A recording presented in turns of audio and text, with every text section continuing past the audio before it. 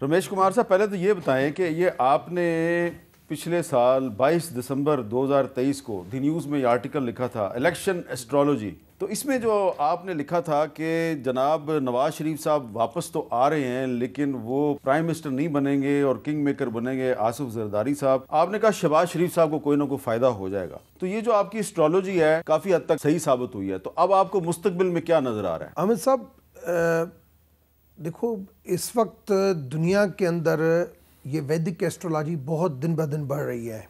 आप अगर हिंदुस्तान में जब टीपू सुल्तान थे या हिंदुस्तान के अंदर पहले भी जब ये हुक्मरानी चलती थी तो बाकायदा एक मिनिस्ट्री होती थी वैदिक एस्ट्रोलॉजी के ऊपर जो बताती थी कि किस टाइम क्या करना है।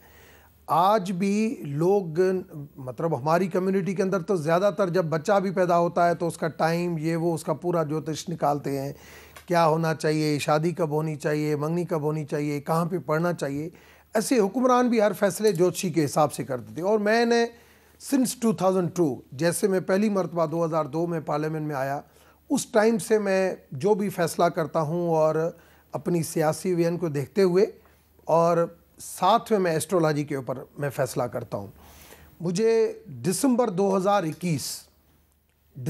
2021 में मुझे बुलाया खान साहब ने, मुझे कहा कि आप रात आप जरदारी साहब से मिले हो। अली जैदी साथ बैठा था खान साहब के साथ। मैंने कहा सर बिल्कुल मिला हूँ।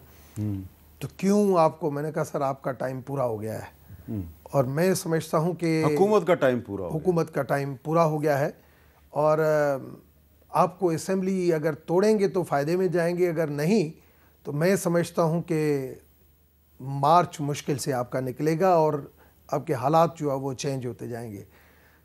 तो मुझे कहने लगे ऐसी नहीं दोस्त आपके जो है मेरे। मैंने कहा सर हो या नहीं हो, मेरी सियासी विजन और उसके साथ मेरी एस्ट्रोलॉजी ये कहती है। तो उस टाइम पे समझ में नहीं आया उनको और वही चीज़ें नज़र आई। आप ये बताएं, अब जब 21 अब मुझे ये बताएं कि मार्च 2024 और अप्रैल 2024 इमरान खान का क्या मुस्तकबिल है?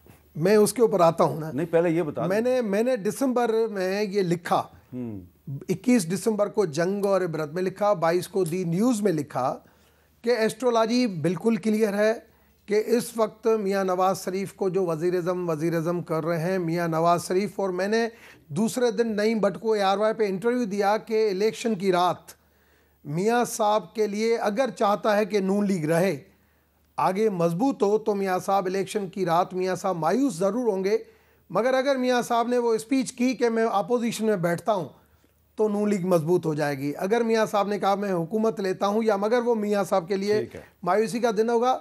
मगर आज भी मैं कहता हूँ कि शहबाज शरीफ, मैंने उस वक्त भी लिखा था कि शहबाज शरीफ को चांस मिलेगा, मैंने ये लिखा था। आज भी आपको कर्मा थ्योरी के ऊपर जाना पड़ेगा। ये जो आज जो मेरी बहन जरताज जो कह रही है, जब खान साहब ही ऐसे जुल्म करता था ना, मैं ऐसे हो जाता था, दूसरे ऐसे तालियां बजाते थे। आप अगर किसी को जुल्म करते हुए देखे, खुशी महसूस करें, वो जुल्म दूसरे दिन आपके ऊपर आएगा। आप कहें उस वक्त, आप अपनी जबान से आपका इल्म जो है ज्योतिष, वो क्या कहता है अप्रैल 2024 में? देखिए, इसमें कोई शक नहीं है कि इस वक्त सितारे जो अच्छे सितारे हैं वो खान साहब के हैं और आसिफ जरदारी साहब के हैं। अच्छा, दोनों के अच्छे सितारे। मगर कर्मा थ्योरी जो है, जो उसने 3.5 साल जो ऐसे हुक्मरान, मतलब है जैसा करोगे वैसा भरोगे, वो इमरान खान के टोटल अनफेवर में। अच्छा, जिसकी वजह से खान साहब दिन ब दिन डाउन होते जाएंगे और जरदारी साहब पीपुल्स पार्टी वो आपको दिन ब दिन अप होते नजर आएगी।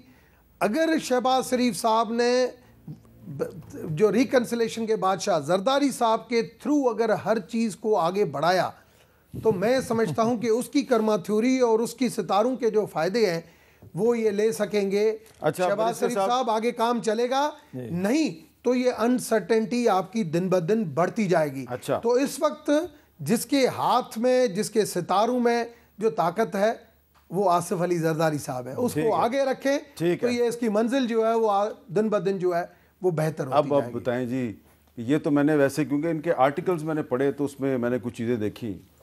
तो अब शहबाज शरीफ साहब जो हैं वो आसिफ जरदारी साहब के बगैर आगे नहीं बढ़ सकेंगे? मेरा ख्याल में दोनों एक दूसरे के साथ चल सकते हैं, कोई भी आगे नहीं बढ़ सकता। हाँ, सितारा क्या, और पाकिस्तानी सियासत के सामने सितारों का इल्म जो है वो अक्सर बेबस भी हो जाता है। नहीं, वैसे बेबस होता है। सितारा क्या मेरी तकदीर की खबर लाएगा। हाँ। वो तो खुद है फराखी अफलाक में खार ज़ुबू।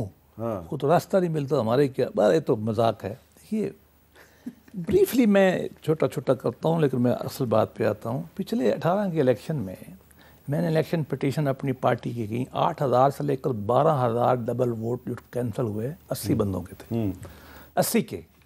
और वो जो सूरी साहब थे उसके को 18,000 डबल ठप्पे थे, वो स्टे तक रहा। मुझे एक इशू तंग करता है एज ए स्टूडेंट। जमहूरियत क्या होती है? जमहूरियत ये होती है कि एक गवर्नमेंट है, एक अपोजिशन है। वो ये तो ज़रूर कह देते हैं कि आप पूरे ठीक नहीं हैं, मैं पूरा ठीक हूँ, लेकिन ये नहीं कहती है पोजीशन कि हम आपको मानते ही नहीं। ये फाशिज्म में होता है पूरी दुनिया में। जब नो कॉन्फिडेंस हुआ तो क्या सिस्टम था कि अपोजिशन में बैठना है, नहीं बैठे। पंजाब चला गया, खुद तोड़ दिया, केपी तोड़ दिया, विफाक तोड़ दिया। इतनी बड़ी ट्रायल के बाद आज फिर हम अपोजिशन में बैठ रहे हैं। We must think and reflect as a citizen कि हमने 10 मई की प्यार विचू खटिया। अगर हम फिर वही रवैया रखेंगे कि हम हैं तो हैं, मैं नहीं हूँ तो कुछ भी नहीं है, ज़ीरो सम गेम में हम रहेंगे, तो कुछ भी नहीं होगा मुल्क के लिए। हम आपस में तो कुछ कर लेंगे स्कोर सेटल, जो मैं नहीं कहूँगा। मैं अपने बारे में कहना नहीं चाहता, जो मेरे ऊपर इमरान खान ने जुल्म किए 3 साल, मैं नहीं कहना चाहता। जो हम आगे बढ़ना चाहते हैं। इमरान खान साहब ने या वो दोनों ने, फैज़ ने, इमरान खान ने भी। हाँ। मेरा ये सामने दफ्तर है ना, इमरान खान के कहने के ऊपर मेरा दफ्तर की सुबह में आया तो बड़ी किताबें बाहर पड़ी थी। मैं छोड़े, हम इस बहस पे नहीं चलते, आगे चले। आगे ये है कि कल इलेक्शन कमीशन में आप NA-15 में नवाज शरीफ साहब के वकील के तौर पे पेश हो रहे हैं, तो नवाज शरीफ साहब NA-15 में क्यों अभी तक कंसर्न है कि जी वहाँ पे वो जीते हैं? जो हमने केस किया है मैं वो बता सकता हूँ, फैसला जो भी होगा। राइटिंग में एक रिपोर्ट मौजूद है कि 2 ज़िलों पे ना, मानसरा और तोरगौर में, वो राइटिंग में उन्होंने खुद ही लिख के दिया है कि जी वो खातून बेहोश हो गई थी, वो कहते हैं यही हैं। और उसके बाद उनके थैले जो है वो गायब हो गए थे। वो बाद में लोग गए तो जब थैले हमने देखे, जो सरकारी आपके थैले गायब हो गए जी, और फिर जब थैले आए तो पूरे ज़िले के वो या फटे हुए थे या सीले नहीं। तो आपका ये, हमने तो इसको चैलेंज किया। आपका ये कहना है कि वहाँ पे नून लीग के साथ धांधली हुई है? हम यही कह रहे हैं कि वो जो एक इलाका है, जो पहाड़ी इलाका है, धांधली हुई है, वहाँ ये हुई है। और उसके बाद उसको रिकॉल तो यही बात वो लोग भी कहते हैं, PTI वाले, तो उनकी भी तहकीकात होनी चाहिए। बिल्कुल। देखो मैं कैसे कह सकता हूँ, लेकिन एक और इशू है। अब मामला है या ACP के पास या ट्राइब्यूनल के पास। ECP का मामला ना रोल ख़त्म हो जाएगा, लॉ यही है। ट्राइब्यूनल हाई कोर्ट के जज होते हैं। 13 में हमारे खिलाफ मुतालबा था कि 4 हल्के खोलो। वो हम हल्के खोल नहीं सकते यार। चारों इलेक्शन कमीशन में गए हुए थे, धरने में हमारे खिलाफ थे। ओ भाई, हम अभी भी कुछ नहीं कर सकते, गलत या सही। जो भी करना इलेक्शन कमीशन ने या हाई कोर्ट ने करना है, ट्रिब्यूनल ने, हम क्या कर सकते हैं?